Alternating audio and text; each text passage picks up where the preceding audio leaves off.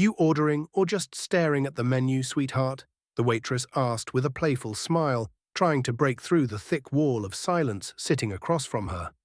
The man didn't answer, didn't smile. He simply raised a calloused finger and pointed to the breakfast special.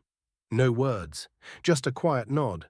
She noticed the old army green jacket draped over his shoulders, the frayed US Army patch barely clinging to the sleeve. It read, Sergeant Cole.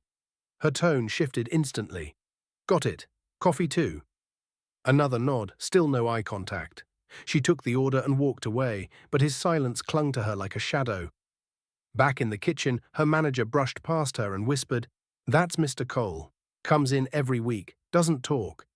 Vietnam vet. Lost his voice, and a hell of a lot more. She peeked back through the pass window. He sat perfectly upright, eyes scanning the room slowly, like a soldier still stuck in combat. No phone, no paper, no distractions. Just folded hands and a haunted stillness that screamed of battles far from over.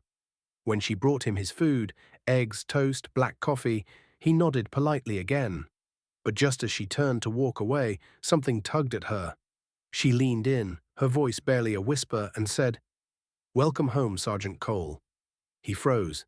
His fork stopped halfway to his mouth. Then, with a slow motion that felt like time itself was pausing, he set the utensil down and looked up. Really looked. His eyes were pale blue, rimmed with red, and filled with something between disbelief and memory. His voice cracked like dry gravel. How? Do you know that name? She pulled out the chair across from him and sat down. My grandfather was Danny Reynolds, 173rd Airborne. He told us you carried him out when he got hit in Vietnam. He said you saved him. Cole's jaw tightened. The years etched into his face seemed to deepen. Danny Reynolds, he whispered. They told me he didn't make it. I blamed myself. She reached across the table and gently placed her hand over his. He made it. He came home. He had a family, a good life. I'm part of it. A single tear slid down Cole's cheek, and this time he didn't hide it. I've been eating alone for 40 years, he whispered, voice shaking. No one ever said those words to me. We remember, she said. I remember. And now the whole town will. The diner had fallen into a hush. At the counter, a man wearing a Vietnam veteran cap stood slowly, saluted with trembling fingers.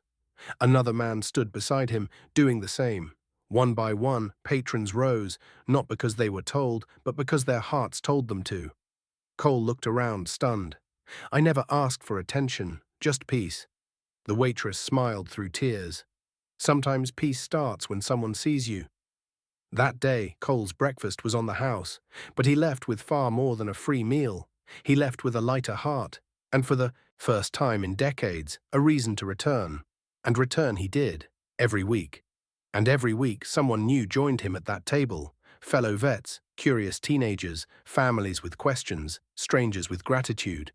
And every week, the same waitress greeted him with the same words, Welcome home, Sergeant. Because sometimes the smallest kindness can break through the loudest silence. And sometimes the battlefield isn't a place. It's the loneliness that follows you home. Before we wrap up this story, drop a comment and let us know where you're watching from. Don't just scroll, we're reading every single one. If this story touched you, don't forget to like the video, subscribe to the channel, and let us know how you feel in the comments.